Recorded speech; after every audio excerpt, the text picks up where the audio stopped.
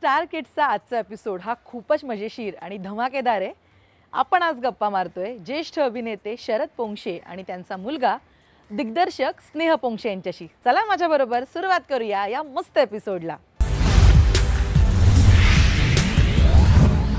तर शरद सर आणि स्नेह या दोघांबरोबर गप्पा मारायला मी खूप जास्त एक्साइटेड आहे. खरं तर बंजारा हा चित्रपट काय आहे हे आम्ही तुम्हाला सांगितलं. आता ह्या जोडीची कमाल नेमकी त्यांचा बॉन्ड कसा आहे ते कुठेतरी जाणून घ्यायचा प्रयत्न करूया. खूप स्वागत तुमचं दोघांचं पुन्हा एकदा राजश्री मराठीमध्ये. धन्यवाद. कसे आहात? मस्त.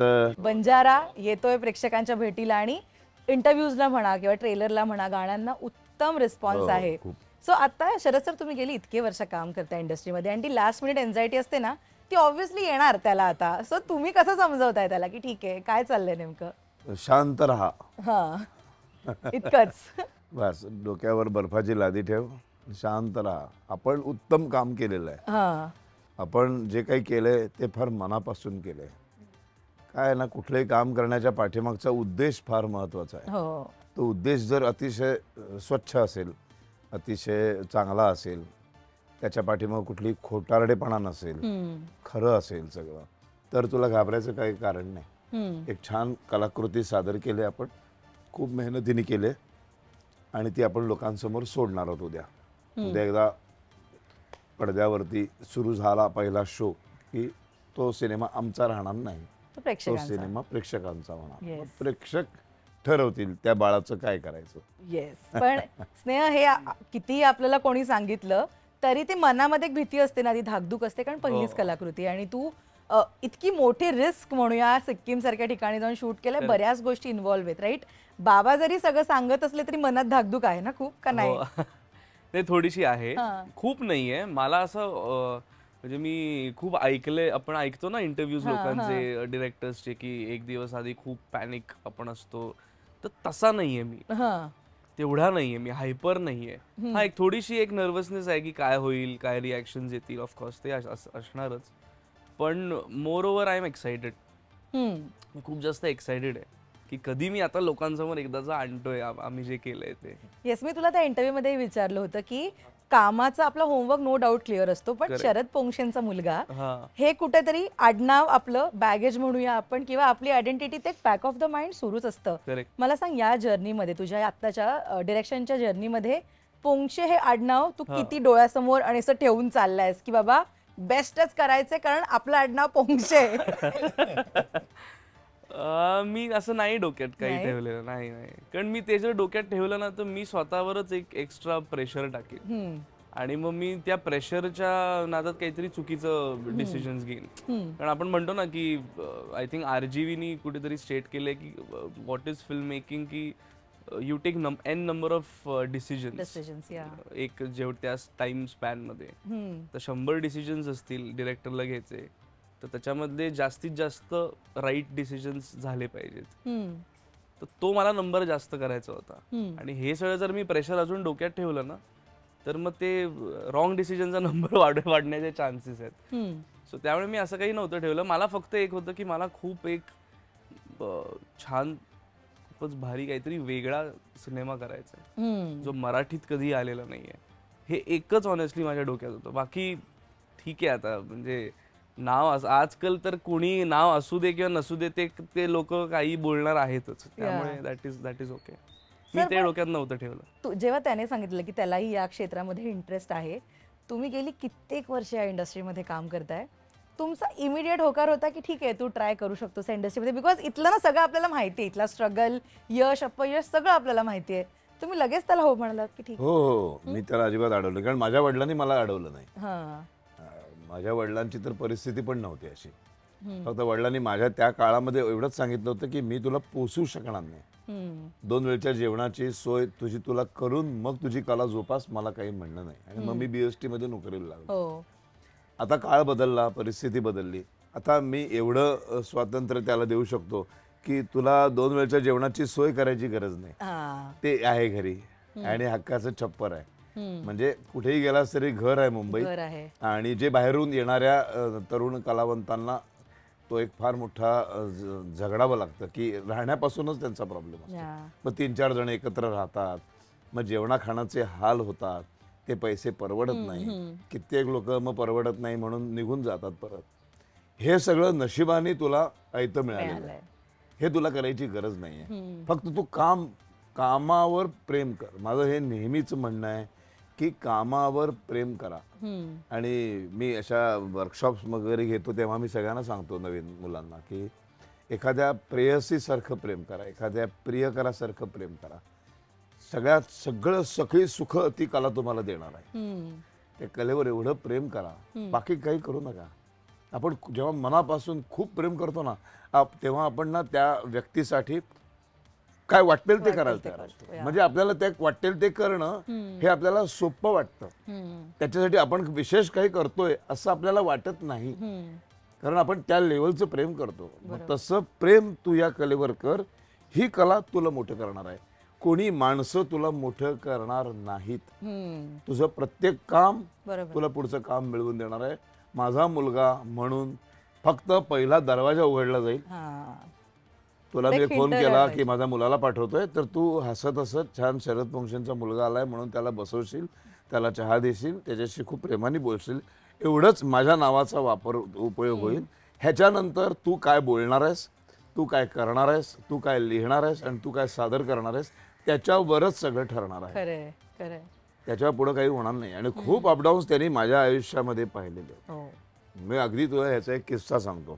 हा 8वी मध्ये होता आणि अतिशय छान माझं करिअर सुरू झालेलं होतं. म्हणजे मी 30च्या 30 दिवस महिन्याचे बिझी असायचो. 2-3 मालिका, 2-2 नाटकं एकाच वेळेला, व्याख्यानं, असं सगळं चालू असायचं. डायरी भरलेली असायची. आणि एक दिवस असा आला की उद्या मी जाणार आहे एका शूटिंगला, काहीतरी 15-16 दिवसांच्या. आणि आदल्या दिवशी त्यांचा फोन आला की आपण जिथे लोकेशनला शूट करणार आहोत ते सगळं खूप वादळ आलंय का पाऊस पडला आणि काय काय झालंय, ते खरं का खोटं मला आजतागायत कळलेलं नाही. पण त्यांनी ते कारण सांगितलं आणि तुम्ही येऊ नका, निघू नका, आपण हे सगळं कॅन्सल करतोय. आता आयत्या वेळेला कॅन्सल केल्यामुळं त्या 15 दिवसात मी एकही नाट्याचा प्रयोग लावला नव्हता आणि मी दुसरं काही घेतलेलंही नव्हतं. ते 15 दिवस मी घरात बसलो. चल मी एन्जॉय केलं. काय चला या कारण आयती सुट्टी मिळाली, आपण एन्जॉय करूया. आता 15 दिवसानंतर जे मला प्रयोग करायचे होते त्या नाटकामध्ये आदिती सारंगधर होती. बरोबर तिचं घशाचं ऑपरेशन झालं. तिला डॉक्टरने सांगितलं 1 महिना बोलायचं नाही. अरे बापरे. आता मेन हिरोईन बोलणारच नाही म्हटल्यावर मग प्रयोग पण होणार नाहीत. ते सगळे तू फक्त होमनचे प्रयोग रद्द झाले. म्हणजे तेही काम गेलं. त्याच्यानंतर एक फक्त नथुरामचा प्रयोग केला आणि नथुराममध्ये जयंत घाटे एका कुठल्या तरी शूटिंगला गेला तिकडे पनवेलच्या पुढे. ते कुठला तरी डोंगर चढला तर त्याला अटॅक आला. तो ICU मध्ये ऍडमिट झाला. दोन्ही चालू नाटकं बंद झाली. हे शूटिंग बंद झालं आणि माझा 1 ते सव्वा महिना मी पूर्ण घरात बसून गेलो. आणि का कुणास ठाऊक त्याच्यानंतर एकही कामच होईना. 6 महिने मी जो घरात बसलो तो 6 महिने घरात बसलो. अरे बापरे. त्यावेळेला नुकतंच घर घेतलेलं होतं, घराचे हप्ते चालू होते, गाडी घेतलेली होती, गाडीचे हप्ते, आपल्याकडे सगळं आपलं EMI शिवाय आपण घेऊच शकत नाही. काय बाप देताच आपलं काय कमाई नसते किंवा साखर कारखाने नाहीत किंवा कोणी आमदार खासदार नाही कोणी. तेव्हा आपलं सगळं प्रत्येक गोष्ट म्हणजे घरातल्या आम्हाला तर वडिलांनी TV पासून, घरातल्या फ्रीज पासून पगारातनं कट होणार अशाच वस्तू घरात आलेल्या आहेत. ती सवय अगदी 2-in-1 टेप रेकॉर्डर सुद्धा हप्त्यावर घेतलेला आहे. त्यामुळे ती सगळी सवय आहे. असं सगळं चालू होतं आणि माझ्याकडचे सेव्हिंग संपलं. जे सेव्हिंगवर मी 4-5 महिने घरातले काढले आणि माझ्यासमोर यक्ष प्रश्न उभा राहिला. मी आता गंमत बघा, तेव्हा आनंद अभ्यंकर, आज बिचारा नाही आमचा खास मित्र, अतिशय उत्तम अभिनेता, शैलेश दातार, आनंद अभ्यंकर आणि मी असे आम्ही 3 घट्ट मित्र. आम्ही तिघांनी बोरिवली, कांदिवली आणि गोरेगावला 3 घरं घेतली. स्टेट बँक ऑफ इंडियाचं लोन घेतलं. मला हे दोघं गॅरंटर राहिले, त्याला आम्ही दोघं गॅरंटर राहिलो, शैलेशला आम्ही दोघं गॅरंटर राहिलो. तिघांची वाताहत झाली, तिघांचंही काम बंद झालं, तिघांचेही 4-4 महिन्याचे हप्ते बुडले. अरे बापरे. आणि स्टेट बँकेतनं आम्हाला बोलवलं, तिघांना समोर बसवलं. ते चांगले होते मॅनेजर. म्हणाले आता काय करायचं, एकमेकांना गॅरंटर आहात, आता नाईलाज आहे माझा, 1 महिना मी कसं तरी तुमच्याकडे बघून काढेन, पण आम्हाला घराला सील लावावं लागेल. म्हणजे आकाशवाणी केंद्रावरचं सकाळी 7 वाजताचं 1 तासाच्या रेकॉर्डिंगचे 800 रुपये मिळायचे. त्या कार्यक्रमाचं नाव होतं हगणदारी मुक्त गाव. हा. ते सुद्धा आम्ही काम केलं. पण काहीतरी करून तो मॅनेजर म्हणाला काहीतरी 10,000 हप्ता आहे ना, 2,000 तरी भरा, 4,000 आणून भरा, सतत आणून भरत राहा. म्हणजे मी वरती सांगेन की येतंय ते प्रामाणिक आहेत, काही ना काहीतरी भरतायत. आणि मग आम्ही असं एकमेकांना काय काय करून त्यातनं बाहेर पडलो. हे सगळं हा बघत होता. ह्यानी त्यानंतर मला येऊन एक दिवशी मी बसलो होतो, देवाची पूजा केली आणि मला ना खूप रडायला आलं. म्हटलं काय रे यार, म्हणजे बाप्पाशी मी बोलतो बऱ्याच वेळा, माझ्या आयुष्यातलं सगळं मी बाप्पाशी बोलतो. म्हटलं बाप्पा काय रे असं, म्हणजे काय असं मी केलं की इतकी भयानक परिस्थिती आली. 8वीतला मुलगा स्नेह असा घट्ट मिठी मारले. मला बाबा मी अजिबात हट्ट करणार नाही यापुढे, मी काहीच मागणार नाही, मला काहीच नको आणि काळजी करू नकोस बाबा, तू सगळं व्यवस्थित होईल. तेव्हापासून ह्याला ना त्या परिस्थितीची जाणीव आहे की एक कलाकाराच्या आयुष्यात काय होऊ शकतं. 100%. त्यामुळे तो जेव्हा कलाकार म्हणून उभा राहिला तेव्हा मी फक्त एवढंच सांगितलं, सगळं पाहिलंयस ना, ह्या सगळ्या स्टेप्स तुझ्याही आयुष्यात येणार. कोणीच वर तोंड करून म्हणू नये की आमच्या आयुष्यात असं काही येणार नाही. सगळं येणार. हा सिनेमा करताना काय अडचणी आल्या, अनंत अडचणी, हे सगळं त्यांनी पाहिलेलं आहे. त्यामुळं ना तो तसा नॉर्मल आहे, त्याला माहिती आहे. यश अपयश हे शेवटी कशावर ठरवणार तुम्ही?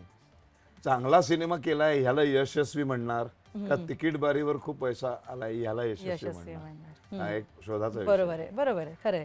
एक अफलातून सिनेमा बघितला रे, पण दुर्दैवाने तो चाललाच नाही. मग तो काय अपयशी म्हणायचा का? राईट. सिनेमा सॉलिड आहे ना, मग अपयशी काय? मग काहीतरी वेगळं गणित चुकलं असेल. ओके, वाव, किती मस्त आहे. पण म्हणजे सिनेमात मी वाईट बनवला असं त्यांनी समजायची गरज नाही. कलाकृती उत्तम बनवली. मी बघितलाय तो सिनेमा संपूर्ण रेडी झाल्यानंतर थिएटरमध्ये बसून आम्ही सिनेमा पाहिलेला आहे. मी तर माझा स्वभावच असा आहे, मी फटकं तोंड आहे, मी मुलगा आहे म्हणून ह्याला सांगणार नाही की ह्याला काय सॉलिड बनवला बंड्या, ह्याला जबरदस्त, शी शी शी, अजिबात नाही. त्याच्यात सुद्धा ज्या काही गोष्टी मला खटकल्या तरी सांगितलेल्या आहेत त्याला. पण एवढं तू बघितलंय स्नेह लहानपणापासून, तरी असं असतं ना की नको यार, आपल्या बाबांनी एवढा स्ट्रगल बघितलाय, आपण जरा काहीतरी दुसरं ट्राय करू. कारण ऑब्व्हियसली खूप वेज आपल्या समोर ओपन असतात.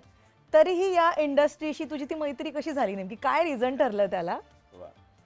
एक आत्मनच असतं ना, आपल्याला इंटरेस्ट येतो की मला हे आणि ते. आय थिंक मी कुठल्या तरी एक इंटरव्ह्यूने म्हणालो की आपण थिएटरला जातो बघ आणि ते क्लिनिंग इन प्रोग्रेस चालू असतं आणि ते जेव्हा काढतात आणि तो दरवाजा उघडतो सिनेमाचा, थिएटरचा आय मीन, तो उघडल्यानंतर जो स्मेल असतो ना, तो स्मेल मला खूप अट्रॅक्टिव्ह वाटतो. लहानपणापासून मला तो स्मेल काहीतरी मॅजिक, हे त्या आपण एक वेगळ्या जगात जाणार आहे 3 तास, हे मला माहिती आहे अगदी लहान असल्यापासून. त्यामुळे मला सिनेमा ते ना अट्रॅक्शन होत गेलं. मग मी काम करायला लागलो, असिस्टंट म्हणून काम करत, तेव्हा मी अजून सिनेमे बघायला लागलो. माझे जे सिनियर्स होते त्यांनी मला वर्ल्ड सिनेमा इंट्रोड्यूस केला की बाबा तू हे बघ ते बघ. त्यामुळे ते बघता बघता अजून आपल्याला इंटरेस्ट डेव्हलप होत जातो. नंतर मग एक पॉइंट येतो की यार हेच करायचं आहे. म्हणजे आधी फक्त ऍक्टिंग होती, ह्या प्रोसेसमध्ये मध्ये डिरेक्शन, रायटिंग, हे सगळं तो जो किडा आहे तो हे झाला. जगातला सर्वोत्तम दिग्दर्शक, लेखक, अभिनेता, ज्याला जगातल्या बेस्ट पहिल्या 5 मध्ये ज्याचा नंबर लागतो, त्याचं नाव आहे चार्ली चॅप्लिन. त्याचं हसरे दुःख नावाचं पुस्तक मी वाचायला गेलो. झोपडपट्टीतनं आलेला माणूस आहे. व्हायचं असेल ना, कोणाच्या पोटी जन्माला काही गरज नाही. तुझ्या टॅलेंट्स आहेत, तुझ्या कामावर तुझा विश्वास आहे ना, तिथनं झोपडपट्टी फुटपाथ वरचा मुलगा जागतिक लेवलचा लेखक, दिग्दर्शक, अभिनेता बनतो. आजही आपण त्या मुखपटातले शॉट्स आजही बघतो आणि शिकायला मिळतात. संवाद नसताना माणूस हसवतो, संवाद नसताना माणूस रडवतो. त्यामुळे असं काही गरज नाही. वा. पण जसं आता सर म्हणाले की तुमच्याकडे कला असेल ना तर बऱ्यापैकी गोष्टी सॉर्ट होतात. मी अनेक मराठी कलाकार आणि त्यांच्या मुलांशी गप्पा मारल्या आहेत, तर ना मला बघून इतकं छान वाटतं की प्रत्येक जण काही ना काहीतरी त्याच्यामध्ये एक्सपर्टीज असलेलं शिक्षण घेतोय. नो डाऊट जी दुसरी इंडस्ट्री आहे बॉलिवूड, अनेकांना आयतं ताट मिळालंय आणि त्याच्यामध्ये काही गैरही नाही. गैर नाहीये. मला डॉक्टरची सगळी मुलं डॉक्टर होतात, इंजिनियर होतात, वाण्याचं दुकान असतं त्याच्यावर मुलं येऊन बसतात वाण्याच्या दुकानावर, नाही का? हो. आता आम्ही चितळ्यांचं दुकान घेतलं होतं. आता चितळ्यांच्या चौथी पिढी चितळेच मिठाईच बरोबर. विकते की नाही? खरंच ते सगळे इंजिनियर शिकलेले वेगळं आहेत खूप काही, पण ते विकतात मिठाईच की नाही? मग त्याच्यात तिथे काही कोण बोलत नाही, याला आमच्याच क्षेत्रात का बोलतो? बोललं जातं बोललं एक्झॅक्टली. तर बोललं, ते काय फरक पडतो? पण स्नेहा मला सांग, स्नेह काय काय शिकला आहे, ॲज इन म्हणजे अभ्यासात काय काय केलंयस तू? मी मास मीडिया केलंय आणि मी सेकंड इयर माझं झालं आणि नंतर मग मी ड्रॉप आउट झालो. अच्छा. मिठीबाई कॉलेजमध्ये होतो आणि माझा अटेंडन्स कमी होता. आम्हाला एक दिवशी फोन आला की स्नेह पोंक्षेचे आई वडील का? म्हटलं हो, प्लीज या. म्हटलं का? नाही नाही, या उद्याच्या उद्या सकाळी 10 वाजता. आम्ही गेलो त्या मिठीबाईमध्ये. त्या प्रिन्सिपलनी समोर बसवलं आम्हाला आणि मला ओळखलं, पण तिने ओळख दाखवली नाही. आणि मला तुमच्या मुलाचं अटेंडन्सच नाही, आम्ही त्यांना आता घेणार नाही. मी गयावया केली, दया केली. त्या म्हटलं हा जातो कुठे? कुठे जातो? हा, सकाळी जातो कॉलेजला, जातो कुठे? कुठे जातो? आज तो सांगेल कदाचित. कुठे जातो? मी काही नाही, मी मित्रांबरोबर सिनेमे बघायचो. अच्छा. आम्ही लिटरली माझ्याकडे एक हार्ड ड्राईव्ह आहे, अजूनही आहे ती. 2 TB ची हार्ड ड्राईव्ह आहे ती. त्याच्यात सगळे सिनेमे आहेत. म्हणजे जी भाषा माहिती नाही, काही ऐकली पण नाही, म्हणजे फ्रेंच विंच कसं ऐकून तरी आहोत ना आपण, अशा लँग्वेजचे सिनेमे आहेत त्याच्यात. आम्ही सगळ्या मित्रांनी गोळा केलेले की आम्ही रोज उठायचो, एकाच्या घरी भेटायचो, तो आम्ही लॅपटॉपवरती बघत बसायचो. 1 तासाची फिल्म, 45 मिनिटची फिल्म, 2 तास. आम्ही लिटरली ते केलंय. म्हणून अटेंडन्स कमी. म्हणून अटेंडन्स कमी. येस, तर तुला ड्रॉप लागला तर सेकंड. ड्रॉप लागला आणि मग त्यांनी मला विचारलं की तुम्ही आता परत रिपीट करावं लागेल तुम्हाला. मी म्हटलं पण मी पास झालोय ना परीक्षेत, तर मी पास झालोय फर्स्ट क्लासनी, मी काय फेल झालेलो नाहीये. आणि माझा काहीतरी 39 का 40 असा काहीतरी अटेंडन्स होता. तर ते म्हणाले नाही, तुम्हाला रिपीट करावंच लागेल. मी म्हटलं मग मला नाही करायचंय, मला तसंही BMM करून काही जॉब करायचा नव्हता, हे मी खूप क्लिअर होतो. ते मी बाबांनाही माहिती होतं, आई घरीही माहिती होतं. पण मग ते झालं आणि मी म्हटलं मी सोडतो कॉलेज. आणि मग मी बाबांना फोन केला आणि एक बॉम्ब टाकला घरी की कॉलेज सोडतोय, की कॉलेज सोडतोय आई म्हणून. शपथ. कॉलेज नाही, शिक्षण. शिक्षणच शिक्षण, सोडतोय. हा म्हणजे कॉलेज सोडलं पुढे काय?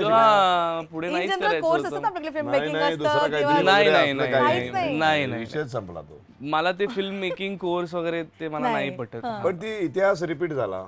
मी असंच 8वीत असताना सांगितलं होतं वडिलांना की 10वी नंतर मी शिकणार नाही. तर मी मुलाला काय ओरडणार सांग मला तू? सर एवढं करेज कुठून येतं? एवढं कॉम्पिटिशनचं जग आहे हे, एवढं करेज. मी 10वी पास आहे फक्त. हा. मला कोणीतरी आज विचारतं का नाही, तुम्ही नाही. तुमचं शिक्षण किती म्हणून? मी पण BMM केले, कोण नाही विचारत. खरंच कोण नाही विचारत. सचिन तेंडुलकरला विचारतं का कोणी नाही. की तू ग्रॅज्युएट का नाही आहेस बाबा? नाही ना विचारत. कसं आहे म्हटलं ते. ओके, सो SY ला सोडलं, शिक्षणच सोडलं, सोडलं. हो. आणि मग त्याच्यानंतर काम. नंतर काम मग मी काही महिने विश्वास सोनी म्हणून आहेत, त्यांच्याकडे मी गेलेलो. मग ते मला प्रॉपर एक स्वगत द्यायचे वाचायला, मग ते माझ्याकडनं सगळं करून घ्यायचे. मग ते काही महिने केलं. मग त्याच्यानंतर मला एक बालनाटक मिळालं केतन क्षीरसागरचं, मला त्याचं नाव आठवत नाहीये, आय थिंक पार्ल्यामध्ये आम्ही तिकडे केले. सो ते तिकडे मी जवळजवळ 2 महिने आम्ही हे केलं. सो ते पहिलं माझं नाटक होतं. कारण बाबांनी मला सांगितलं तू नाटक कर, तुला ऍक्टर व्हायचंय तर तू नाटक कर. बरोबर. आणि ते केलं. मग त्याच्यानंतर ऑडिशन्स सुरू झाले. मग मी असिस्टंट डिरेक्टर म्हणून लागलो. मग वाया असिस्टंट डिरेक्टर मला काही कॉन्टॅक्ट मिळायला लागले ऑडिशनसाठी की बाबा इथे ते चालले. आता आपण जिथे बसलोय आरामनगर, जो एक अड्डा आहे ऑडिशनचा. सो असं सगळं सुरू झालं आणि मग मी 7 वर्ष ते केलं आणि एकही ऑडिशन क्रॅक होईना, काहीच नाही. आपलं कोरोनातलं हे सांग. कोरोनामध्ये आम्ही खूप केलं. आमच्या म्हणजे कोरोना लॉकडाऊन झाला आणि आता घरी काय करणार. आणि बाबांचं जस्ट कॅन्सरमधनं रिकव्हरी झालेली, त्यामुळे आम्ही ना ऑब्व्हियसली आपण सगळेच कंटाळतो. हे मला म्हणाले की आपण एक काम करू, मी तुझं वर्कशॉप घेतो घरी. तर ते मला रोज सकाळी उठून एक मोठं मोनोलॉग द्यायचे. आणि मला काय वाटलेलं की एक सुरुवात छोट्यापासून होईल. तर ह्यांनी मला पहिलाच व्हेरी फर्स्ट मोनोलॉग कुठला दिला असेल, गेस कर. कोणता? नथुराम गोडसेचा जो ओपनिंग आहे ना, आई शपथ, 16 मिनिटाचा जो मोनोलॉग आहे, तो पहिला मोनोलॉग. त्यांनी मला स्क्रिप्ट दिलं, त्यांनी शोधलं 2 तास बसून की ते ओरिजिनल स्क्रिप्ट कुठे आहे घरी. ते सगळं शोधलं, त्याची आम्ही नवीन प्रिंट वगैरे काढली सगळं घरी. आणि मला सांगितलं, सकाळी मला 7 वाजता उठवलं, म्हणाले हे स्क्रिप्ट आहे, आज संध्याकाळी तू हे परफॉर्म करायचेस. बोबडी वळाली असेल ना? 16 मिनिट मोनोलॉग. हा. तर मी म्हटलं नाही ते करायचं होतं, मी म्हटलं आता करूया. आणि मग मी अख्खा दिवस ती प्रॅक्टिस, पाठांतर केलं, हे केलं ते केलं, रिहर्सल केली स्वतः रूम मध्ये. आणि संध्याकाळी मग आई, बाबा, माझी बहीण सिद्धी, माझा शो होता संध्याकाळी घरातच रोज माझे शो व्हायचे संध्याकाळी. हा.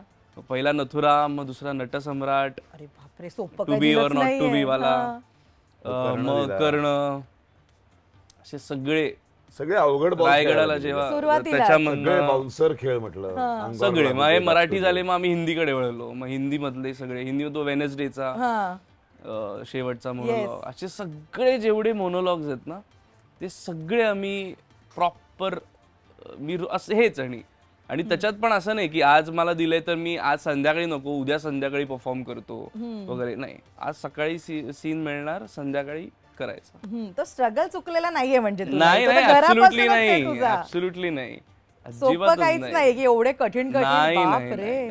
आणि पण हे झालं आणि त्याच्यानंतर मग मी बाबांबरोबर आम्ही शेवटचे नथुरामचे प्रयोग अनाऊन्स केले, की शेवटचे 50 जे आम्ही आता केले. केले हो. आणि मग मी त्याच्यात काम केलं देवीदास गांधी म्हणून. हम्म. पण ते लॉकडाऊन मध्ये करण्याचा फायदा इतका झाला की तो एक नेक्स्ट लेवलचा एक कॉन्फिडन्स असतो ना. म्हणजे आधी पण मी केलेलं होतं काम थिएटर, पण हे केल्यानंतर ना एक काय माहिती एक वेगळा कॉन्फिडन्स येतो ऍज अन ऍक्टर म्हणून.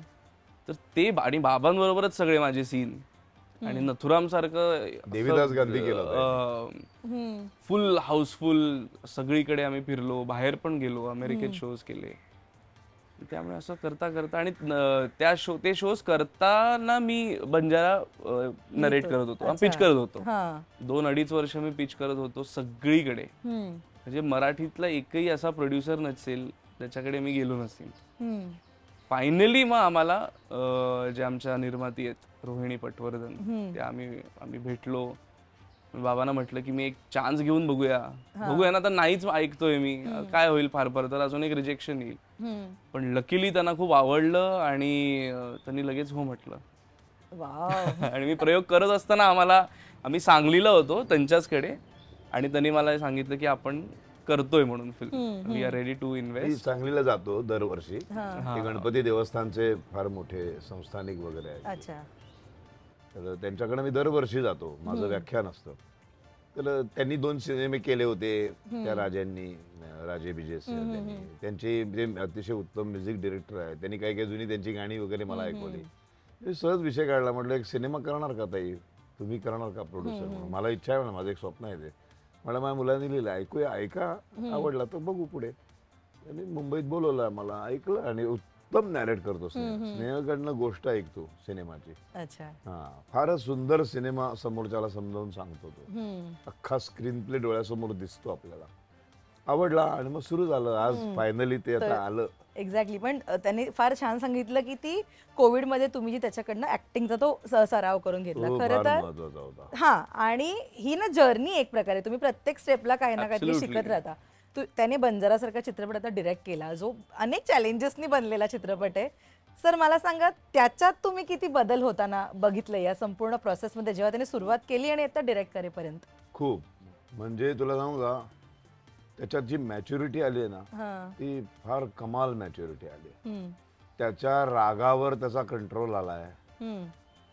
मनात खूप आतल्या आत खूप शिव्या येत असल्या, चिडचिड निर्माण झालेली असली, डोकं फिरलेलं असलं तरी तो आता समोर ते व्यक्त करायचं नाही हे शिकला. हा, या क्षेत्रात ह्या सगळ्या कालखंडामध्ये त्यांनी तो बदल दिसला मला, आणि तो खूप चांगला बदल आहे. त्यामुळे ते फार डोकं शांत ठेवणं हे सगळ्यात गरजेचं आहे. कुठेही जातो, जेवढे डोकं शांत ठेवशील तेवढे मार्ग सापडतात. भडकाभडकीमध्ये उलट ना बिघडतं सगळं. म्हणजे समोरचा एखाद्याला मनात विचार आलेला असतो की ह्याला मदत करूया आपण, 2 आपल्या नकळत ज्या शिव्या जातात, याला तो म्हणतो तेल लावत जातो, तो निघूनच जातो. चुकून वाकून तो मदत केली असती तेही जातं. हे शिकला तो. हा बदल खूप मोठा मला दिसला त्याच्यातला. खूप मॅच्युरिटी आली त्याच्यात, वयापेक्षा जास्त मॅच्युरिटी आली. आणि लेखक दिग्दर्शक म्हणून ती फार गरजेची आहे. पण भरत जाधव, सुनील बर्वे, आता मी वडील आहे तो बा, पण स्टेटवर मी बाप आहे त्याचा. आपलं शरद पोंक्षे, संजय मोने, अशी सगळी माणसं उभी आहेत. एक अमेरिकन नटी, तिला मराठीचं ज्ञान नाही, तिला येत नाही काही, तिला ह्यानी इंग्लिशमधनं मराठी सिनेमा समजावून सांगितला. तिच्याकडनं 4 वाक्य मराठीतली बोलून घेतली. म्हणजे हे सगळं कमाल होतं. आणि 150 लोक घेऊन त्या सिक्कीम मध्ये हँडल करणं कमाल होती. ही मी असं बाप म्हणून मला एवढं बरं वाटायचं. वा वा वा, छान चाललंय. खूप छान. पण हे स्नेहा तुझं आधीपासून डिसाइडेड होतं का की पहिला जेव्हा आपला चित्रपट असेल, डेब्यू असेल, तेव्हा बाबा असतील आपल्या चित्रपटामध्ये आणि आपण बाबांना डिरेक्ट करूया? नाही असं काही नव्हतं, ते घडत गेलं. आय थिंक असं काही डिसाइडेड नव्हतं. आणि मी आहे ना खूप स्ट्रिक्ट आहे स्क्रिप्ट बाबतीत, की जर ते सूट होणारं कॅरेक्टर असलं तरच मी घेणार. स्वतःला पण मी जर कास्ट करीन, मी जर सूट होते तरच मी जाईन. तर मला नंतर रिग्रेट नकोय. 4 वर्षानंतर मी जेव्हा फिल्म बघीन रॅन्डमली आणि अरे यार माझं हे कास्टिंग चुकलं, उगाच मी जरा सेल्फिश झालो तिकडे, की मी माझ्या किंवा मला किंवा अजून जे कोण आपले मित्र ना घेतलं असं नको वाटायला ते. असं काही नाही, ते घडत गेलं. पण कसं आहे बाबांना डिरेक्ट करणं, कसं आहे, सोपं आहे का कठीण आहे? काय? कारण ऑब्व्हियसली तू खरं सांगू की खोटं सांगू? खरं सांग, कारण त्यांनी इतक्या दिग्दर्शकांबरोबर काम केलंय. एक दांडगा अनुभव आहे त्यांच्या पाठीशी. सगळ्यात जास्त माझे आर्ग्युमेंट त्यांच्याबरोबर झालेले आहेत. ओके.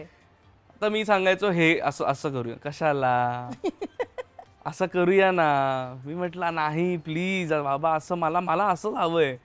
नाही पण असं करून बघू ना काय होतं. मी म्हटलं नाहीये वेळ आपल्याकडे करून बघायला, असंच हवंय मला. म्हणजे एकदा आम्ही ते खूप इंटरव्ह्यूज मध्ये सांगितलंय, तो एक शर्ट आहे का, कॉस्ट्युम आहे ना, तर तो इन करूनच छान वाटतो. तसं आउट केलं ना की असं ते गचाळ घाणेरडं वाटत होतं. तर मी म्हणतोय की करा इन, कशाला मी बसूनच आहे ना, तर ते असं असं असू दे ना, जरा काय फरक पडतो. त्याच्यावरती आम्ही 10 मिनिटं डिस्कशन केलं. शेवटी मी भडकलो की नाही कर, मी डिरेक्टर आहे, मला माहितीये तू हे कर आधी. शेवटी मी ते केलं. मग नाईलाजाने त्यांना ते करावं लागलं. असे नाही हे 2 होते ना, काय सुनील आणि भरत. नाही ते ह्याची साथ द्यायची. नाही बरोबर, शरद नाही मुलाचं ऐकलं पाहिजे. लगेच चोच 2 जण तेवढ्या बरोबर त्यांची तेवढ्यापुरती युती पाहिजे तिघांची. पण अनेकदा ना असं असतं की वडील आणि मुलांचं फारसं जमत नाहीये का. मुलगा ठराविक वयात गेल्यावर एक थोडं अबोला येऊ शकतो किंवा कमी बोलणं होतं. मला तुमच्या दोघांबद्दल इथे ऐकायला आवडेल, कॅमेराच्या पलीकडचे ते नातं, तो आमचं ना एक्झॅक्ट उलट आहे ऑनेस्टली. हा भयंकर बाप. म्हणजे मी बघतो ना, म्हणजे आता ते इव्हन रील्स पण चालत असतात, तुझी म्हणालीस ते एक्झॅक्ट याच टॉपिकवर. पण मी ते रिलेटच करू शकत नाही कधी, कारण आम्ही दोघं इतके क्लोज आहोत ना, म्हणजे इतके क्लोज आहोत की आम्ही सगळं शेअर करतो. म्हणजे राईट फ्रॉम एव्हरीथिंग, म्हणजे पर्सनल लाईफ, प्रोफेशनल लाईफ, सगळं. मला असं काही म्हणजे लकीली म्हणजे त्यांनी अगदी असं नाही की हे आत्ता झालंय, लहानपणापासून तसंच तोच रॅपो आहे आमचा. आपण मग म्हणतो ना तुझं माझ्यावर किती प्रेम आहे, मग आपण म्हणतो ह्या आकाश एवढा आहे किंवा समुद्र एवढा आहे. तर ना ह्या लहानपणी मी याला घेऊन हा नाटकाच्या दौऱ्यावर यायचा मे महिन्यात. कोल्हापूर, सांगली, सातारा दौरा. तर त्या लहान होता म्हणून मी काय फिरत नाही, पण लहान होता बरोबर म्हटलं चला आज दुपारचा प्रयोग झाला की संध्याकाळी आपण कोल्हापूरमध्ये रंकाळ्याच्या तलावावर जाऊया आणि बेळ खाऊया. आम्ही रंकाळ्या तलावावर गेलो. ते एवढ्याच चाललं, त्यांनी बघितलेला पहिल्यांदा एवढा मोठा जलाशय होता तो. त्यांनी समुद्र विमानापेक्षा पहिल्यांदा काय बघितलं, त्यांनी रंकाळ्याचा तलाव बघितला. आणि तुला वाटलं एवढं पाणी आहे झालं. आता त्याच्यानंतर त्यांनी जग फिरला, सगळे समुद्र बघून झाले, आकाश बघून झालं. आताही त्याला मी त्याला विचारलं जर तुझं माझ्यावर किती प्रेम आहे, रंकाळ्याच्या तलाव एवढं. अच्छा, रंकाळ्याच्या तलाव एवढं प्रेम आहे आमच्यासाठी. ते जगातलं सर्वात जास्त मोठं परिमाण काय तर रंकाळ्याचा तलाव आहे. खटके उडत असतील ना दोघांमध्ये तरी? हा उडतात. हो, मला ते दोन पिढीतला फरक आहे तो. एक शिस्त बेशिस्त हा एक मोठा मुद्दा आहे. लवकर उठणं, उशिरा उठणं, कपडे अस्ताव्यस्त फेकणं, कपडे अस्ताव्यस्त न फेकणं, सगळं व्यवस्थित बेशिस्त नाहीये. असं बऱ्याच गोष्टी आहेत त्याच्या बाबतीत. या दोन्ही माझ्या मुलांची. बाबा काही म्हणू नको, ऐकतायत सगळे. नाही असतं, ते सगळ्यांच्या घरीच आहे. ते प्रत्येकाला लगेच हो बरोबरच आहे म्हणणार.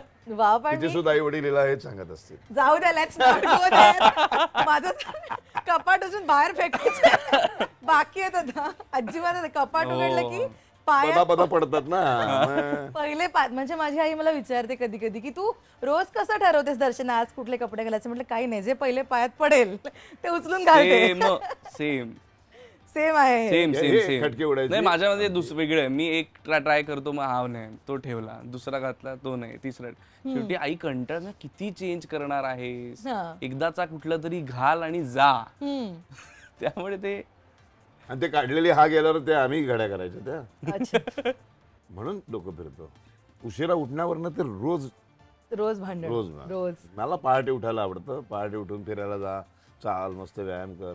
आणि हे सगळं करतात, पण ते सगळं उशिरा उठून करतात. सूर्य आल्यानंतर सूर्य येतो यांना उठवायला, बिचारा तो कंटाळतो. बाबा सगळं खरं सांगतायत स्नेह. पण मला सांगते पण भयंकर गुणी आहे. हो. बाबा सेटवर आणि बाबा घरी किती डिफरन्स वाटतो तुला? फरक आहे का सेम आहे? सेम आहे. असं काही खूप म्हणजे ते काय अगदी खूप असं सेटवर डिफरन्स सिनियर ऍक्टर नाही नाही नाही अजिबात नाही तू अजिबात. माझ्या व्हॉट्सअपचा स्टेटस बघ. इनफॅक्ट खरं बोललं, खरं वागलं की जगणं सोपं होतं. मग ते आत बाहेर सगळीकडे ऑनेस्टली म्हणजे तिकडे सिक्कीमध्ये तर आमच्या काय व्हॅनिटी वगैरे असं काही म्हणजे एक्झिस्टच करत नव्हता प्रकार, कारण अलाउडच नव्हत्या. पण मुंबईचं आमचं शेड्यूल होतं ना, तर मुंबईच्या शेड्यूलला पण इतकी हीट होती. तर मला तर ऑब्व्हियसली मी सेटवरच असायचो, टीम हे ते. मी बाबांना सांगायचो की तुम्हाला इथे बसायची गरज नाहीये, तुम्ही आता व्हॅनिटीत जा, आराम करा, व्हॉट एव्हर, मी तुम्हाला बोलवीन अगदीच काही गरज लागली तर, कारण काही चाललंय आमचं काम बरोबर. पण एकदाही ते व्हॅनिटीत गेले नाहीयेत. ते त्याच उन्हात तिकडे खुर्ची टाकून मॉनिटर समोर बसायचे. आमचा ईपी असायचा, आमची बाकी टीम असायची, त्यांच्याशी गप्पा मारायचे. हा काय आज प्रॉब्लेम होतोय, काय प्रॉब्लेम आहे, हाय चला सॉल्व्ह करूया, किंवा you know whatever, happy moments, sad, anything. He was always there. He never went in to vanity आणि इज लाईक स्लीपिंग किंवा आराम करू चाललंय, कधीच नाही, कधीच नाही. येस. आणि ते म्हणतात ना की conversation is the key, right? Absolutely. तुमच्या दोघांमध्ये ते त्या लेवलचं कॉन्व्हर्सेशन. आम्ही काही लपवतच नाही. म्हणजे मी सीन करायचो ना, म्हणजे मी जेव्हा ऍक्टिंग, मी माझा सीन करायचो, कट म्हणायचो, मी येऊन मॉनिटरवर बघायचो शोगनवरती स्वतःचा. मला जर ओके वाटायचा तर मी बाबा बाजूला बसले, आमच्यावर फक्त ती एक नजर असायची की, तर ते मला करायचं, पुढे जायचं. वाव. पण अनेक इन्स्पायरिंग गोष्टी आहेत एकमेकांबद्दलच्या. मला सांगा, एकमेकांबद्दल उत्तर द्या, बाबांबद्दल आणि सर तुम्हाला स्नेहबद्दल. एक गोष्ट जी कायम आधीपासून इन्स्पायर करत आली आता सुद्धा, ती काय आहे? भयंकर प्रेम. त्याचं नाव काय? स्नेह. स्नेह म्हणजे प्रेम, माया. जगावर माया करतो. एकदा दुपारी 12-12:30ला तो रिक्षेने येत होता. रिक्षा सिग्नलला थांबली होती.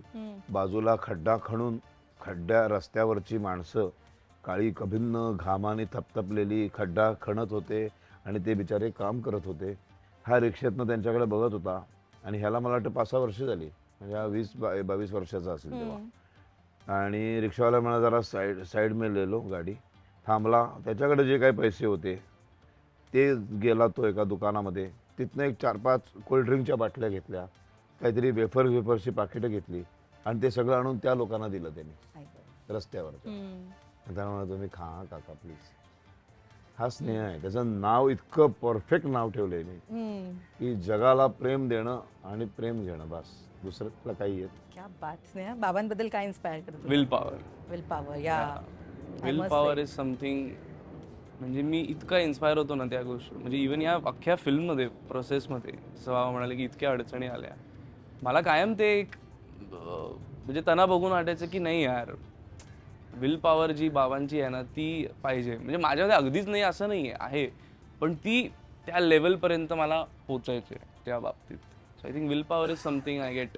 कारण थोडेसे डल मुवमेंट आल्या ना, किंवा आपण म्हणू रिजेक्शन आलं, किंवा थोड्या प्रमाणात जरी अपयश बघितलं की आपण शेल्फ मध्ये जाऊ शकतो. हो, बिकॉज ती जनरेशनच आहे, त्याला काही नाही करू शकत. म्हणजे मी ऑनेस्टली तसा मी जात नाही कधी, मी डिप्रेशन वगैरे असं कधीच मी आयुष्यात कधी गेलेलो नाही.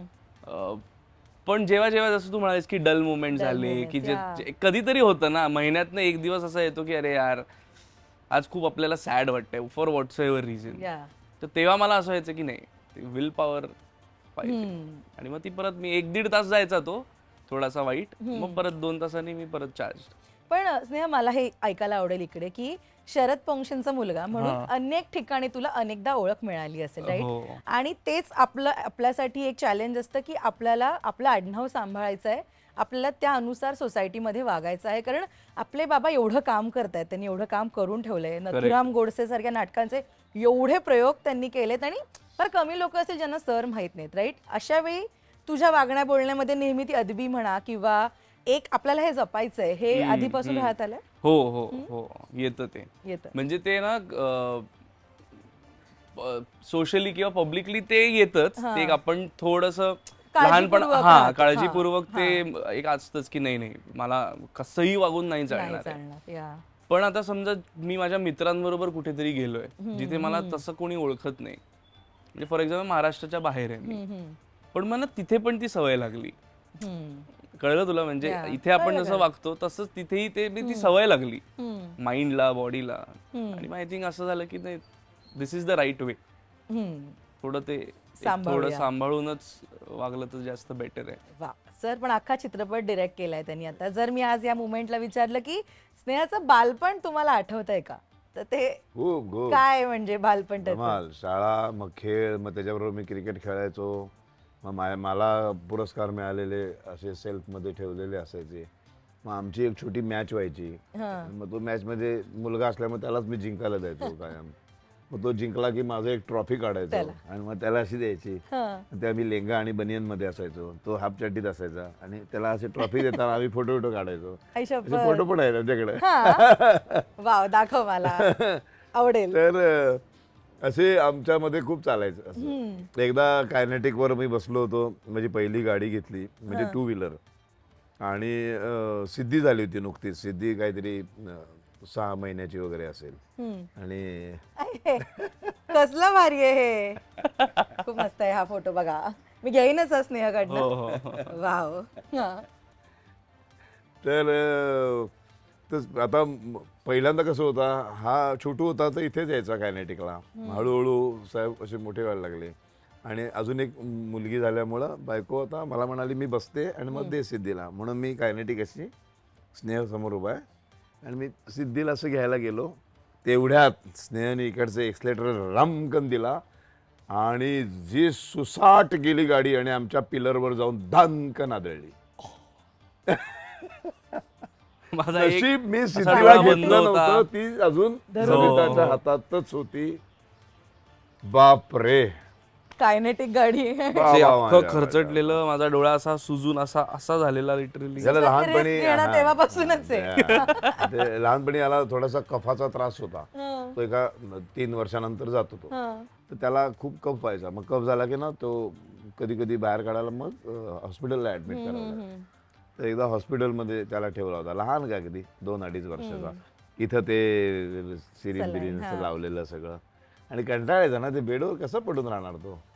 आणि मग जरासं बरं वाटायला लागलं, तो कफ बीफ डॉक्टरने काढला की मग आम्ही खेळायचो.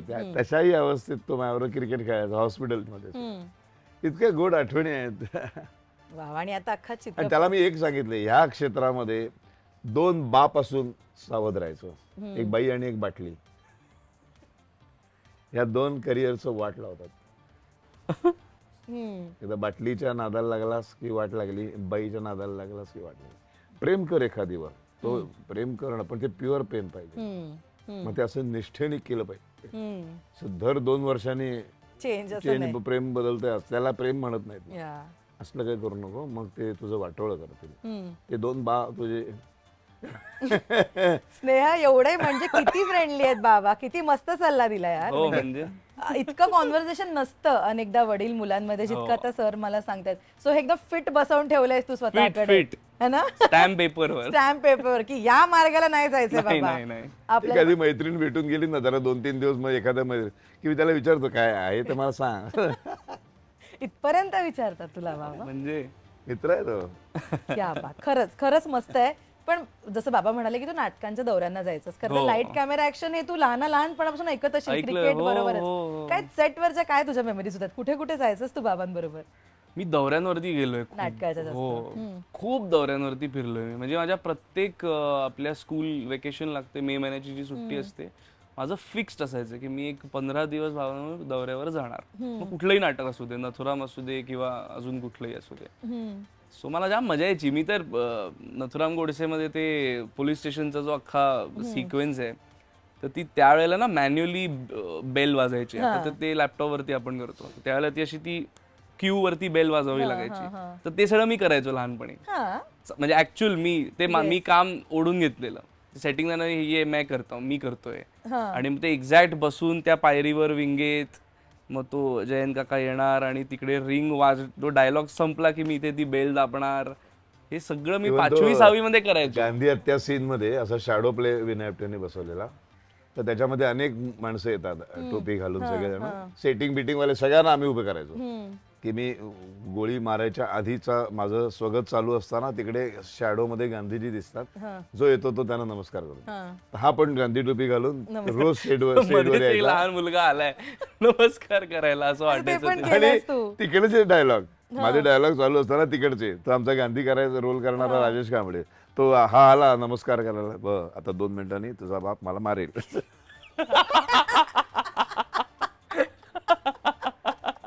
हे तो मला सांगायचा, चालू म्हणायचा माझा, हे मागचे डायलॉग चालायचे. बरं शॅडो दिसायची ना, आवाज यायचा नाही, तर लोकांना काहीच कळायचं नाही. दुसऱ्या प्रयोगाला परत आलास, परत मारणार आहे तो आता, गुड जा. आई शपथ, मी ना या आधी ना शरद आणि एकदा एक दीपाली सय्यद म्हणून एक अभिनेत्री, ती नवीन नवीन आली होती आणि तिचा माझा एक लव्ह सीन होता आणि हा नेमका शूटिंगला आला ग. तिला मी शो, तर तिला मी जवळ वेळ घेतला, जो त्याने भोकाड बसला, तू त्या बाईला जवळ नाही घेत. खरं वाटायचं ना, एकदमच मी छोटो होतो रे. तुलाही खरं वाटायचं तर ठीक आहे. एकदा लावणी होती, लावणी, आणि मी विलन खूप केलेत ना, खलनायक खूप केलेत, तर लावणीमध्ये ते असं टिपिकल पूर्वी असं माहिती, तक्क्याला बसलेला विलन, एक बाई अशी नाचते बिचते, मग ती कधी कधी काही मुवमेंट्स असतात ते येऊन एकदम अशा अंगावर बिंगावर येणार ते. तर हा आपल्या कॅमेऱ्याच्या मागं बसून बघत होता सगळं, आणि ती आल्यावर भयंकर चिडला, ही का अशी अंगावर आली बाबा. आईला सांगतो घरी जाऊन. इतकी धमाल आहे बाप रे. पण हे सगळं खोटं खोटं होतं किंवा कॅमेऱ्यासाठी होतं हे तुला कधीपासून कळायला लागलं की हे खोटं चाललंय? I think. आणि मग आपले बाजूचे कलाकार, मग अशोक शिंदे बराच वेळ असायचा, कधी कधी मोहन जोशी असायचे, मग ते मुद्दामून चलो बघा बघा ते मुद्दामून त्याला भडकवायचे आणि ते खूप धमाल चालायची तेव्हा. बापरे. तुला कधीपासून कळायला लागलं? आय थिंक 5th 6th जरा समज आला हे खोटं आहे सगळं. हे सगळं म्हणजे मी फर्स्ट स्टँडर्ड सेकंड स्टँडर्डचे किस्से आहेत. 4थी पर्यंत साधारण, 4थी पर्यंत प्रायमरी पकड. मग त्यानंतर कळलं की काय कॅमेरासाठी आहे. वा, पण इतकं छान सांगितलं तुम्ही मला एकमेकांबद्दल. आता मला सांगा, गिव्हन अ चान्स, जर तुम्हाला एकमेकांच्या स्वभावातला किंवा वागण्यातला एखादा गुण बदलायचा असेल काहीतरी कारणासाठी, तर तुम्हाला एकमेकांच्या स्वभावातलं किंवा वागण्या बोलण्यातलं, लाईफस्टाईल मधलं काय बदलायला आवडेल? की याच्यातली सगळी बेशिस्तपणा जाऊन कम्प्लीट शिस्तबद्ध मुलगा व्हावा. आणि यांच्याबद्दल सगळं खरं नका सांगू इंटरव्ह्यू मध्ये, ही गोष्ट. थोडस खोटं बोलावं.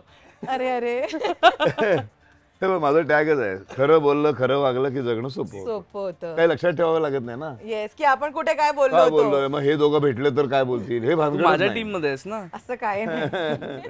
असं नको करू. ओके, वाव, खरंच खूप मस्त आहे. पण पहिलाच चित्रपट आहे सर आता ह्याने डिरेक्ट केलेला, अजून बरंच काम करायचंय. स्नेहा, मला तुझ्याकडनं ऐकायला आवडेल, सर मला तुमच्याकडनं ऐकायला आवडेल की त्याने कुठल्या प्रकारचा चित्रपट डिरेक्ट करावा. मे बी तुम्ही खूप आधीपासून बघितलंय की त्याचा हातखंड असतो एखाद्या गोष्टी, कशात आहे? तुला सांगू का, मी सांगू शकणार नाही. याचं कारण त्याने मला एकदा असं बसून बोलला होता, म्हणजे या सिनेमाचं सगळं काम चालू असताना, की बाबा मला ना आयुष्यात 11 सिनेमे करायचे. 11? हा, 11च्या 11 वेगवेगळ्या धाटणीचे. अच्छा. एक आता मी रोड ट्रिप केली ना, पुन्हा एकही रोड ट्रिप मी करणार नाही. मग मी सस्पेन्स थ्रिलर केला, मग मी लव्ह स्टोरी करेन, मग मी आणि काहीतरी करेन. 11 वेगवेगळ्या धाटणीचे, वेगवेगळ्या रस्त्यावरनं जाणारे 11 वेगवेगळे सिनेमे मला करायचे. हे त्यांनी सांगितलंय मला, त्यामुळे मला हा प्रश्न देणे चांगला आहे ना, चांगलंय, इतके वैविध्यपूर्ण त्याला हाताळायचे विषय. वा, पण तुझा एक असतो ना की हे तर मला करायचंच आहे, 11 सिनेमे तर आहेत, पण त्या 11 मधलं हे स्वप्न आहे माझं, ते काय आहे स्नेहा तुझं? माझं ना, मी एक फिल्म लिहितोय, म्हणजे इन प्रोसेस आहे, तर ती ना space, quantum physics, quantum mechanics त्या सब्जेक्ट वरती फिल्म आहे ती. ओके. एलियन्स ह्या सब्जेक्ट वरती, आणि ती खूप मोठी प्रचंड ती तामझामवाली फिल्म आहे आणि मला ती करायची आहे. सो या 11 मधली जर तू विचारशील सगळ्याच ऑब्व्हियसली स्पेशल, बंजारा ऑब्व्हियसली आहेच, पण ते एक म्हणतो ना खूप अति मोठं स्वप्न, या 11 मधलं ते एक आहे आणि मला ते करायचंच आहे.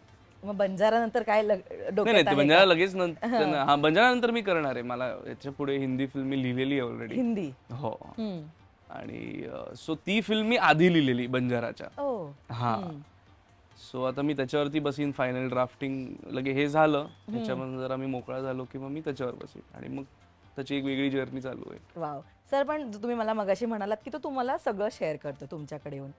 खूपदा असं होत असेल कदाचित की तुम्हाला त्याला काहीतरी सांगायचंय पण तुम्ही त्याला ते सांगितलं नाही की ठीक आहे चल तो चाच पडतोय ना करू देत.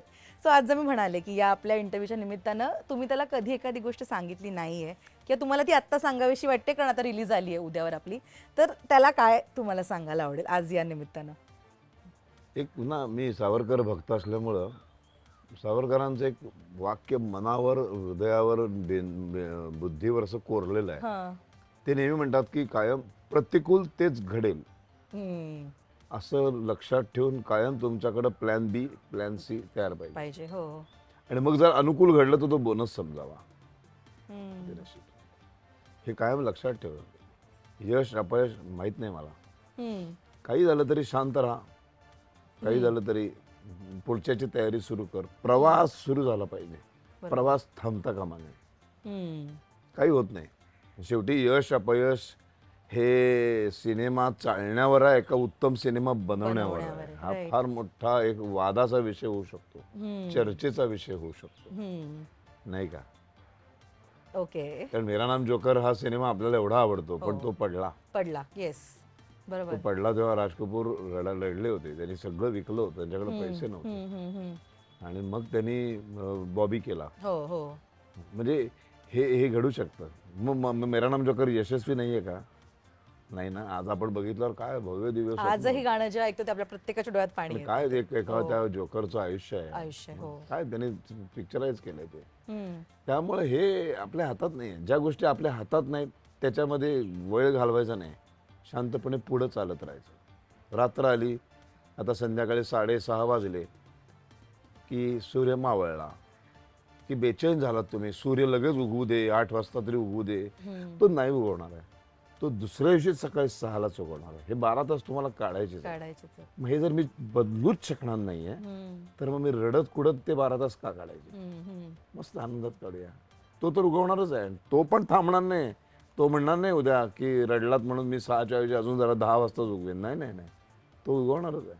हेच एक आयुष्याचं कुठल्याही क्षेत्रातलं तत्व आहे. आणखीन एक तुला गंमत, माझे एक गुरु होते बोंद्रे सर म्हणून. त्यांनी मला एक सांगितलं होतं की एक साधारण शिक्षण संपल्याने वयाच्या 25व्या वर्षी इथून सुरुवात केली आपण. साधारण प्रत्येकाला ह्या शिखराच्या टोकावर जायचं असतं. इथं 25वरनं तुम्ही अत्यंत वेगाने 40व्या वर्षी इथे पोहोचलात. जेवढं वर जाल तेवढं जागा कमी होत जाते आणि शेवटी एक बिंदू राहतो फक्त, जिथे एखाद दुसराच माणूस उभा राहू शकतो, एवढीच जागा असते. सगळ्यांनाच इथे जायचं असतं. इथून तुम्ही 25-40व्या वर्षी इथे पोहोचलात, 45व्या वर्षी इथे पोहोचलात, तर इथे तुम्हाला कोणी उभं राहू देत नाही. कारण मागणं इतकी लोक येत असतात, ते रेटत रेटत तुम्हाला ढकलणार. आणि तुम्ही ढकललं की 40-45 पासूनचा 70-80 मरेपर्यंतचा प्रवास उतरताय. म्हणून बोंद्रे सरांनी मला सांगितलं होतं इथेच 75ला जा. हळूहळू जा. अख्खा प्रवास चढता राहील, अख्खी कमान आलेख चढता राहील आणि तू अख्खं आयुष्य चढून जेव्हा 75ला इथे पोचशील तर ढकलायची गरज नाही. मला सांगू शकतो कोणी ढकलू नका, 2 मिनिटं द्या मला, फक्त इथून बघू दे कसं आहे, इथून कसं दिसतं ते. आता मी शांतपणे खाली उतरतो, समाधानाने उतरतो. अख्खं आयुष्य माझं 25 ते 75 माझा आलेख कायम चढताय. काय काय शिकवणूक देऊन गेलाय माणूस. नाईक सर, मला इतकं छान वाटलं हे. म्हणजे ना खूप घाई करत असतो. एक्झॅक्टली. हा, ते म्हणाले आणि मध्ये म्हणायचे ते असे, या पायरीवरनं चढताना मागणं कोणीतरी ओरडला, अरे चल ना बाजूला, लगेच बाजूला, त्याला जाऊ दे. तो इथे जातो, इथून तो खाली येतो, तुम्ही इथेच कुठेतरी असता, तुम्ही त्याकडे बघून फक्त हसता. अरे च्या एवढा फास्ट वर गेला होतास ना रे, तू परत चाललास खाली. मी मात्र कायम वरच चाललोय. पाहते मी एवढे इंटरव्ह्यू केलेत आजपर्यंत, पण कमाल. घाई करू नको, तू सुद्धा घाई करू नको. बसा सगळं इंटरव्ह्यू घेऊन संपून टाकायचं आयुष्य असं नाही. हळूहळू one step at a time. नाही ऍक्च्युअली कारण ना सतत आपल्याला भीती असते ना कॉम्पिटिशनची, टेस्ट मॅच खेळावी माणसाने, 2020 नको. वाव 2020ला लाईफ नाही आहे. येस स्नेहा, काय यार केवढं इन्स्पिरेशन आहे घरामध्ये, भयंकर, काय खूप खूप हिम्मत आहे की आपण आपलं डोकं ताऱ्यावर राहणार नाही, है ना? ऍब्सोल्युटली.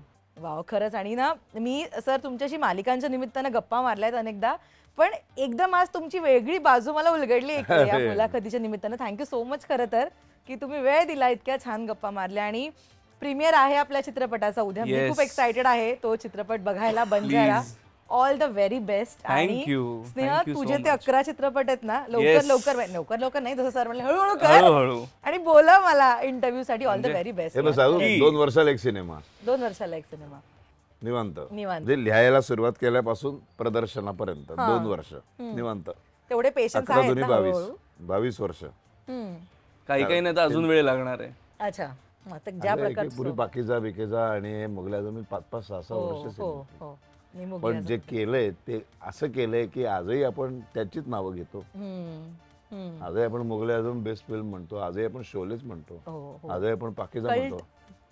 पाकिजा तर किती वर्ष गेलाय, पण ते सकस जबरदस्त जे बनतं ना, हे बघ घाई घाईत जे बाई जेवण बनवते ना, ढा ते काहीतरी मीठच विसरते, काहीतरी अळणीच होते, काहीतरी ते हा सगळंच राहतं, असं होतं. पण जेव्हा बाई ना निवांत असते आणि छान काहीतरी गाणं ऐकत किंवा स्तोत्र म्हणत निवांत स्वयंपाक करते ना, तो स्वयंपाक जो काय होतो ना त्या दिवशी, जेवणारा म्हणजे 2 घास जास्त सगळ्यात मध्ये ना, घाई करूच नका कोणीच. आणि आज बरोबर उलट झालंय, जो तो ज्याला त्याला एवढी घाई आहे, कुठं जायचंय मरायला काय समजत नाही यार, काय गाठायचं एवढं पटकन गाठून काय होणार आहे. अरे शांत राहा ना, निवांत. बरोबर आहे. कॉम्पिटिशन हा शब्द जो घोंगावतोय ना सगळ्यांना, कॉम्पिटिशन आपणच खोळ्यासारखं निर्माण केलंय का? कसली कॉम्पिटिशन, कोणाबरोबर कसली स्पर्धा करणार तू? नको ना करू. लोक तरसले पाहिजेत की हिने माझी मुलाखत घ्यावी म्हणून. तू कशाला जातेस माग माग? एक दिवस असा आला पाहिजे जसं त्या सुधीर गाडगीळांनी मुलाखत घेतली, असं पूर्वी सांगायचे की नाही की माझी मुलाखत सुधीर गाडगीळांनी घेतली. सुधीर गाडगीळ फक्त मुलाखतकार म्हणून एवढं मोठं नाव कमावलं. किती बघ ना काय आहे ना, की तू आपले अमीन सयानी फक्त रेडिओवर एक बिनाका गीतमाला कार्यक्रम करायचे बुधवारी, एका कार्यक्रम. आज तक तो लक्षात आहे. एवढे FM चॅनल आहेत, एवढं काय काय पण नाही, ते आपल्याला अजूनही बिनाका आहे. आणि अमीन सयानी फिल्म 1972 की फिल्म वो नगमा काय. आणि आता त्यांना मिमिक करायचं पण अनेक जण त्या प्रकारे ओपनिंग करायला जातात. हो, टिकून आहे बघ ना, तुम्ही निवांत खेळा, नका काय करू. बॉल तुमचे आराम से चलने दो, घाई नको. आज मुलाखत झाली नाही, शांत झोप उलटी त्या दिवशी. बरं झालं, ज्यांच्या मुलाखती घेशील त्यांच्याबद्दल जाणून घे आधी, अभ्यास कर आणि असे प्रश्न विचार की त्याचा चेहरा पांढरा पडला पाहिजे. सगळं छान छान गुडी गुडी, त्याला मुलाखत नाही म्हणत. बरोबर आहे, बरोबर. सगळं छान छान खुश खुश करायचं असं नाही, त्याला मजा नाही. अरे हालत खराब झाली पाहिजे, उद्या हिच्याकडे आहे मुलाखतीला जायचं, अरे देवा हे काय विचारेल, डेंजर बाई. अरे बाबा असं वाटलं. वा स्नेहा, कमाल आहे हे मोटिवेशन घरामध्ये तुला. म्हणजे काय, खूप मस्त. पण वन्स अगेन थँक्यू आणि खूप शुभेच्छा थँक्यू तुमच्या सो दोघांना मच. पुढच्या सगळ्या थँक्यू जर्नीसाठी. थँक्यू. All the आणि very best. 16 मे महाराष्ट्रभर, म्हणजे उद्याच, उद्याच. आता हे कधी रिलीज होईल मला माहित नाही. हा, तर 16 मेला संपूर्ण महाराष्ट्रात येतोय. भव्य दिव्य स्वप्न आहे, हे भव्य पडद्यावरच बघायचं आहे. छोट्या पडद्यावर येणार पण नाही लवकर आहे, हे आधीच सांगतो मी. टीव्हीवर मोबाईलमध्ये हा सिनेमा लवकर दिसणारच नाही, मी आणणारच नाही. OTT वर लवकर आणणार नाही नाही नाही, त्यामुळे वेगळी फिल्म आहे नक्कीच. मी एवढं नक्की सांगू शकतो की मराठीत असं कधीच बघितलेलं नाहीये तुम्ही. आणि तो प्रवास आहे आणि of course road trip, exactly Sikkim, गाणी, अवधूत दादाचं गाणी केली त्यांनी. आणि हे सगळे गायक काय अफलातून आहेत, हार्डकोर कमर्शियल फिल्म, एंटरटेनमेंट. सगळे हिंदी गायक आहेत, मराठी आहेत, पण महाराष्ट्राने आम्हाला काहीतरी दिलंय, मराठी माणसाने आम्हाला मोठं केलंय.